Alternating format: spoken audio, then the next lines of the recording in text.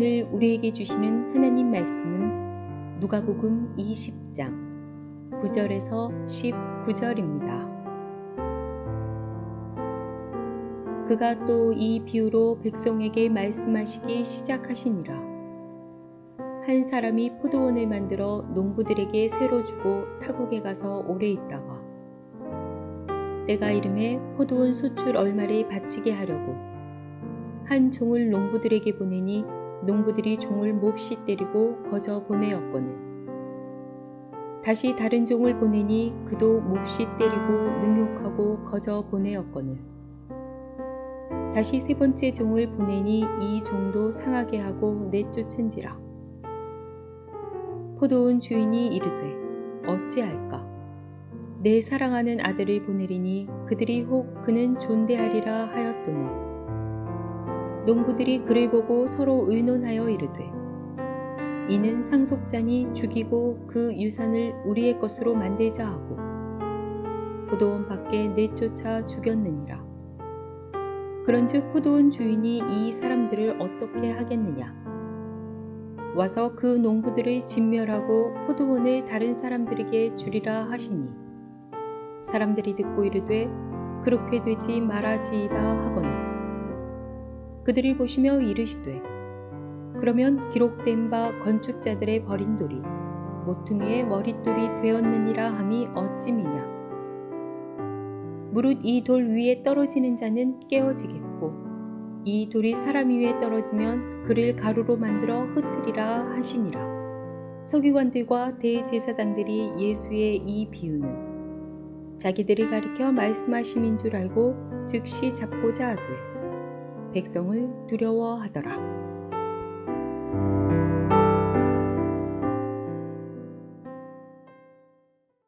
오늘 본문에서 예수님이 말씀하시는 포도원의 비유는 구약 성경의 이사야서 5장 1절에서 7절을 배경으로 합니다.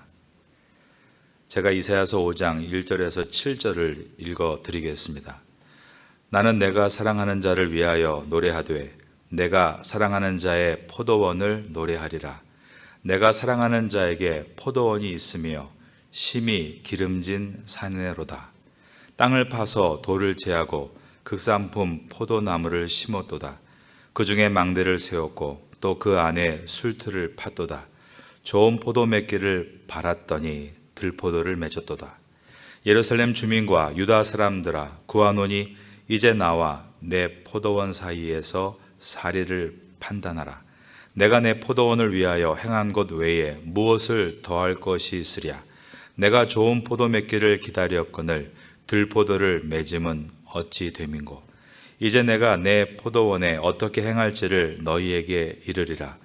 내가 그 울타리를 걷어 먹힘을 당하게 하며 그 담을 헐어 짓밟게 할 것이요 내가 그것을 황폐하게 하리니 다시는 가지를 자름이나 북을 돋우지 못하여 찔레와 가시가 날 것이며 내가 또 구름에게 명하여 그 위에 비를 내리지 못하게 하리라 하셨으니 무릇 만군의 여호와의 포도원은 이스라엘 족속이요 그가 기뻐하시는 나무는 유다 사람이라.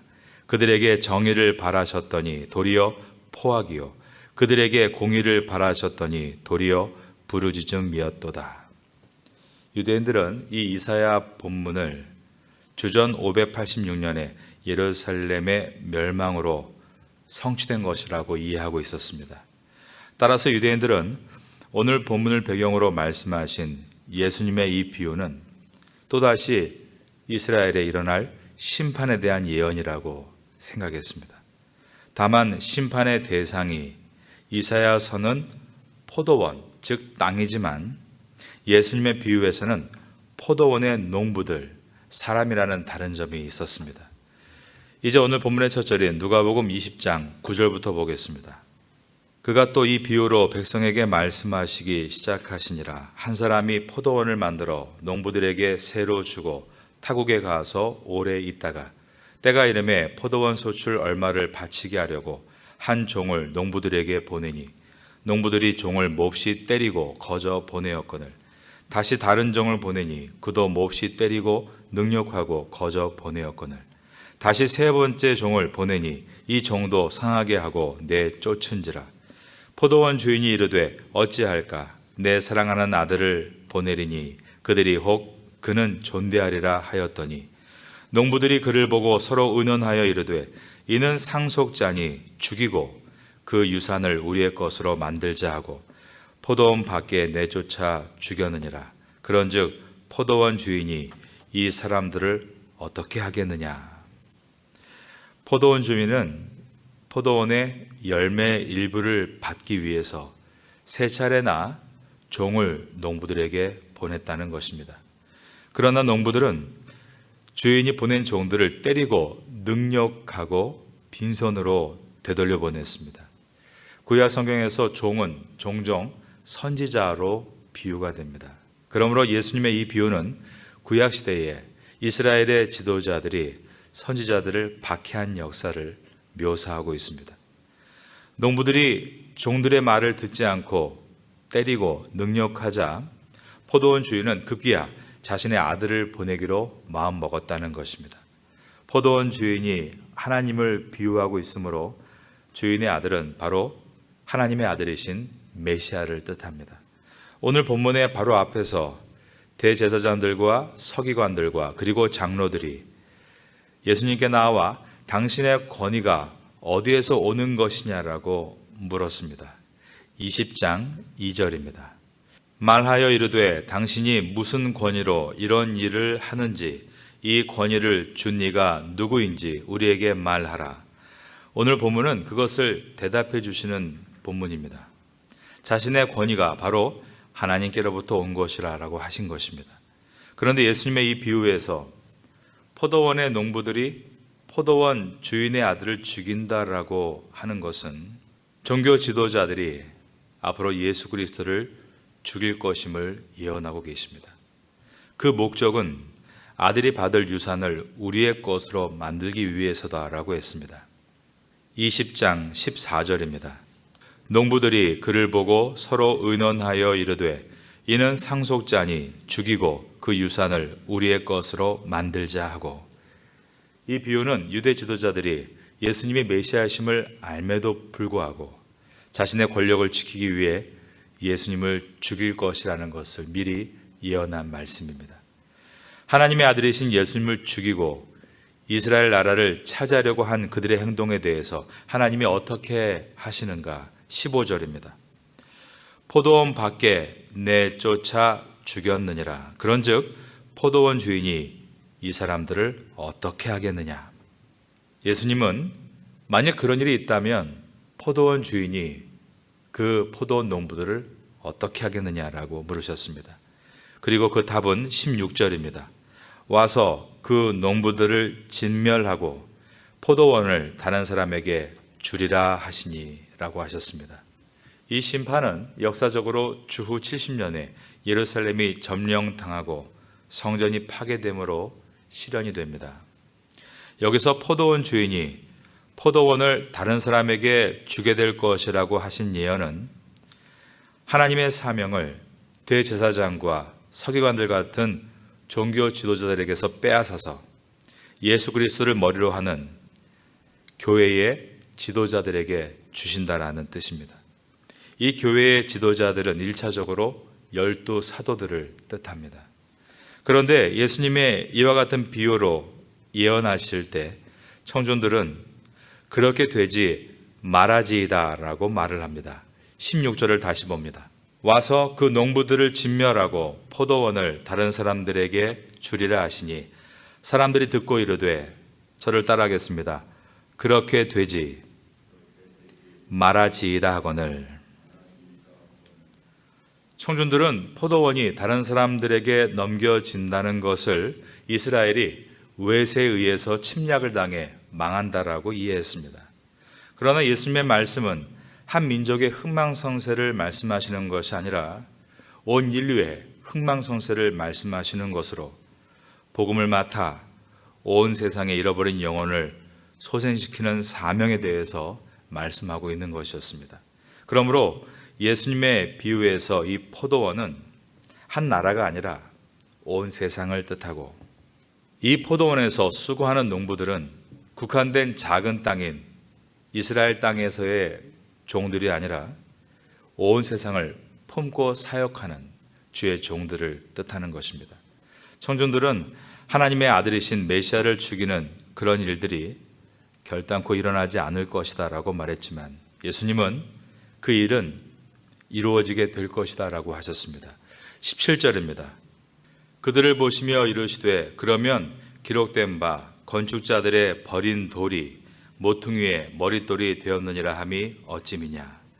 이것은 시편 118편 22절에서 예언되었던 말씀을 인용하신 것입니다. 시편 118편 22절에 보면 건축자가 버린 돌이 짓 모퉁이의 머릿돌이 되었나니 라고 되어 있습니다. 유대 문헌에서 건축자는 배운 자들을 뜻합니다. 그래서 사도행전 4장 11절에 보면 베드로 사도가 유대 지도자들 앞에서 즉 대제사장들과 관원과 장로와 서기관들 앞에서 너희 건축자들아 라고 표현한 내용이 나옵니다. 이 예수는 너희 건축자들의 버린 돌로서 집 모퉁이의 머릿돌이 되었느니라 라고 사도 베드로가 말을 한 것입니다. 그런데 이 버려진 돌이 모퉁이의 머릿돌이 된다는 것은 어떤 뜻인가? 건물을 지을 때 가로벽과 세로벽의 시작점인 그 끝점의 모서리를 모퉁이 돌이라고 부릅니다. 코너스톤이죠. 건축물의 가장 근간이 되는 기초석입니다. 이 뜻은 건축자의 잘못된 판단에 의해서 좋은 돌이 버려졌다 할지라도 그 버려진 돌은 다시 발견되어 가장 중요한 돌인 머릿돌로 쓰여지게 된다라는 말씀입니다. 그러나 유대 지도자들은 이 비유를 들으면서도 회개하기는커녕 예수님을 당장 체포하려고 했습니다. 하지만 백성들이 예수님을 열렬히 따르고 있었기 때문에 체포가 어려웠다라고 기록합니다. 19절입니다. 서기관들과 대제사장들이 예수의 이 비유는 자기들을 가리켜 말씀하심인 줄 알고 즉시 잡고자 하되 백성을 두려워하더라. 그러나 그들은 이제 단 며칠 사이에 가론 유다를 돈으로 매수하고 은밀하게 백성들이 지켜보지 않는 시간에 밤을 틈타 예수님을 체포합니다. 그리고 그 다음날 이른 아침에 곧바로 빌라도의 법정에 예수를 세우고 아침 9시경에 이미 십자가에 못 박아 버립니다. 이렇게 날치기 통과가 성경에 나와 있습니다. 우리나라도 법안이 날치기로 통과하는 사건들이 있었는데 가장 잘 알려진 사건은 1996년 12월 26일입니다. 노동법 개정안과 안기부법 날치기 통과 사건. 그 전날 12월 25일에 여당 의원들이 단체로 여의도 국회의사당에서 가장 가까운 호텔에서 4군데를 잡아 투숙을 했습니다. 그리고 26일 이른 새벽에 단체 관광버스를 나누어 타고 국회로 갑니다. 새벽 5시 50분에 1시에 154명의 여당 의원들이 국회에 잔입해서 본 회의장을 점거합니다. 그리고 11개의 법안을 통과하는데 7분이 걸리지 않았습니다. 이렇게 가능했던 이유는 그들이 철저하게 모의하고 실행에 옮겼기 때문입니다. 예수님을 잡은 그 밤도 마찬가지였습니다. 종교 지도자들이 철저하게 모의하고 계략한 그날 밤에 예수님은 잡히시고 그 이후에 헤롯 왕에게 그리고 가야바에게 끌려가서 신문을 당하시고 이른 아침에 빌라도 총독 법정에 세워집니다. 이때 사람들이 몰려갔다라고 되어 있는데 일반 예수님을 지지하는 사람들이 아니었습니다. 종교 지도자들, 그들의 하수인들이었고 정치범으로 얼마 전에 사형 언도를 받았던 바라바를 지지하는 무리들이 모여 있었습니다.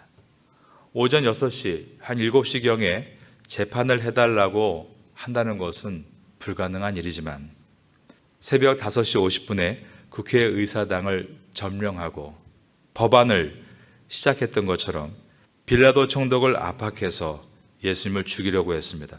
그러나 총독의 판결은 사형이 아니라고 했고, 그러므로 중형으로 판결을 내리고 채찍을 때렸는데 계속 군중들이 십자가에 못 박으라고 외치자 빌라도 총독이 그러면 유월절을 맞아서 한 명을 사면하는 관행이 있다라고 하자 그들은 계획된 대로 일제히 강도 바라바를 풀어주라고 외칩니다.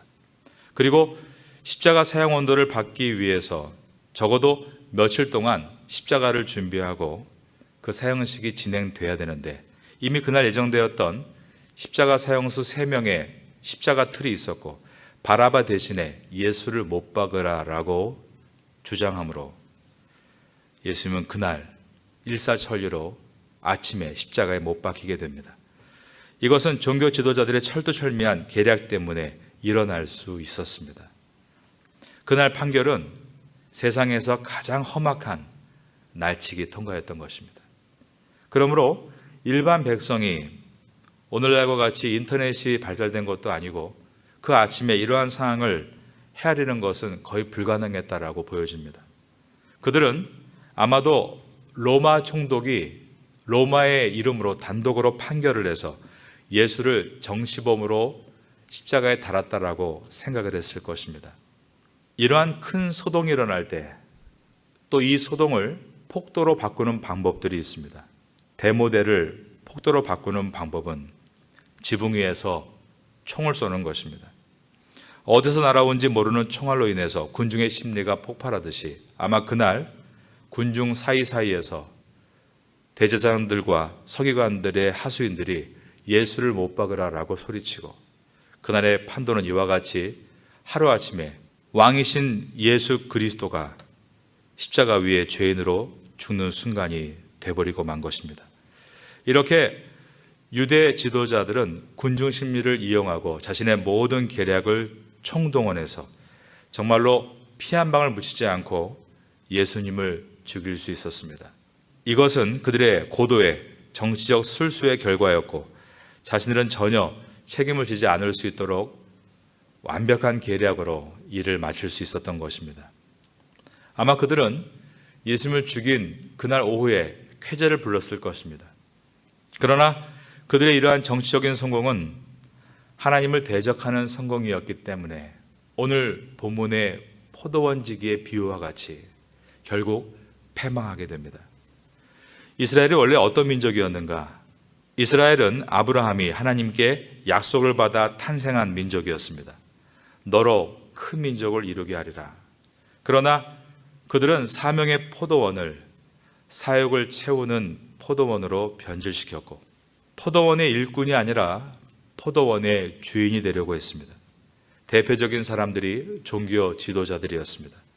하나님의 성전에서 예배의 사명을 이루려 하지 않고 자기의 욕심을 채우려고 했습니다. 포도원의 주인이 보내는 종들처럼 하나님께서 보내시는 선지자들을 때리고 능욕하고 마지막으로 아들을 주니 그들이 내 아들은 말을 꼭 듣게 될 것이다 라고 했지만 그러한 기대 또한 다 무색해 할 만큼 오히려 예수님을 붙잡아 십자가에 못 박아 죽였습니다.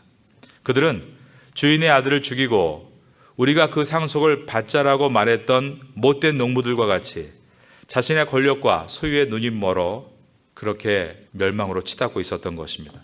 그러나 그들이 아무리 꾀를 내고 재주를 부려도 이 모든 것은 하나님의 계획 속에 있었던 것입니다. 누가복음은 이미 9장에서부터 예수님은 십자가에 오르시기 위해 굳게 결심하셨다라고 되어 있고 예루살렘을 향해서 떠나셨다라고 기록하고 있는 것입니다. 즉 예수님은 종교 지도자들이 못 박아서 죽으신 것이 아니라 스스로 십자가에 오르셨다는 것입니다. 그 이유는 오늘 본문과 같이 십자가 위에서의 죽음은 끝이 아니라 새로운 시작으로 건축자들의 버린 돌이 모퉁이의 돌이 되어 돌아올 것이기 때문이었습니다. 예수님의 십자가의 죽음과 부활을 통해서 복음의 돌이 온 세상을 치게 될 것이다 라고 하셨습니다. 누가복음 20장 18절입니다. 무릇 이 돌 위에 떨어지는 자는 깨어지겠고 이 돌이 사람 위에 떨어지면 그를 가루로 만들어 흩으리라 하시니라. 모퉁이 돌, 코너스톤, 이 귀한 돌이 사람 위에 떨어지면 가루로 만들어 흩어지게 될 것이다 라고 하셨습니다. 이것이 어떤 뜻인가가 구약의 예언서인 다니엘서에 기록이 되어 있습니다. 우리 한번 다니엘서 2장을 넘겨보겠습니다. 구약 성경 다니엘서 2장입니다. 다니엘서는 예언서로서 앞으로 세상의 역사가 어떻게 전개되어 나갈 것인가를 기록한 말씀입니다. 2장 31절부터 보시면 바벨론의 느부갓네살 왕이 꾼 꿈을 다니엘이 해석을 해줍니다. 그 꿈은 큰 신상의 꿈이었다라고 되어 있습니다. 머리는 금이고 가슴과 팔은 은이며 배와 넓적다리는 동이고 종아리와 발은 얼마는 쇠이고 얼마는 진흙이었다라고 되어 있습니다. 이것은 제국들의 흥망성쇠를 보여주는 꿈으로서 금과 같은 나라 바벨론과 은과 같은 나라 메데파사와 동과 같은 나라 그리스와 철과 같은 나라 로마를 상징했습니다. 그런데 이 모든 역사의 제국들 속으로 돌 하나가 날아들어온다라고 했습니다. 2장 34절을 보시면 사람의 손을 대지 않은 돌이라고 되어 있습니다. 그 돌이 날아와서 신상의 쇠와 진흙의 발을 부서뜨립니다. 이것은 쇠와 같은 나라, 즉 로마에서 뜨인 돌이신 예수님의 죽음과 부활을 예언하고 있는 것입니다. 그러자 그 신상이 우르르 무너지고 맙니다. 그런 다음에 온 세상에 날려 사라지고 우상을 친 돌이 태산을 이루었다. 예수 그리스도의 복음을 통해 구원받은 또 다른 모퉁이 돌들이 이 땅에 태산같이 나타나게 될 것이다 라고 하신 것입니다. 다니엘서 2장 35절을 읽어보겠습니다. 그때에 쇠와 진흙과 놋과 은과 금이 다 부서져 여름 타작마당에 겨같이 되어 바람에 불려간 것이 없었고 우상을 친 돌은 태산을 이루어 온 세계에 가득하였나이다. 세상의 역사는 이와 같이 모두가 시간을 다하면 무너지고 사라집니다. 그러나 사람의 손으로 되지 않은 뜨인 돌, 예수 그리스도 모퉁이 돌이신 그분으로 말미암아 얻어지는 복음은 쇠하지 않고 사라지지 않고 점점 쌓여 큰 돌 무더기가 될 것이다 라고 하셨습니다. 이것이 역사라는 것입니다. 이 뜻은 진리는 사라지는 것이 아니다. 반드시 마지막까지 서게 될 것이다 라는 뜻입니다. 악이 아무리 관영하고 진리의 복음을 밀어내려고 해도 밀어낼 수 있는 것이 아니라는 것입니다. 이 땅의 산돌이신 예수 그리스도를 통하여 이 땅의 수많은 산돌들이 점점 생겨나고 온 세상을 가득 메우게 될 것이다. 이 땅의 역사는 이와 같은 방향으로 흘러가게 될 것입니다. 우리가 믿음을 지키고 의롭게 살아가는 것은 헛된 것이 아닙니다. 세상의 모든 것은 헛되게 사라진다 할지라도 우리의 믿음은 그리스도와 같이 산돌이 되어 쌓이게 될 것입니다. 이것을 믿고 담대하게 주를 따라가는 우리 모두가 될 수 있기를 예수님의 이름으로 축원합니다.